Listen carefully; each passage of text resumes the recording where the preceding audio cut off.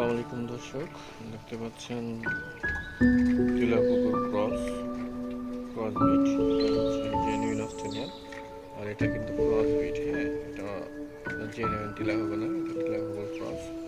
তো এই জোড়ারই এই জোড়া হচ্ছে বাচ্চা, আলহামদুলিল্লাহ সফলভাবে একজোড়া বাচ্চা উঠছে। এখন দেখা যাক এদের কালারটা একটা এর মতো আসছে কালার, আর একটা সম্ভবত ভিতরে কিছু ছিটে ফোটা আছে। তো দেখা যাক কালারটা কেমন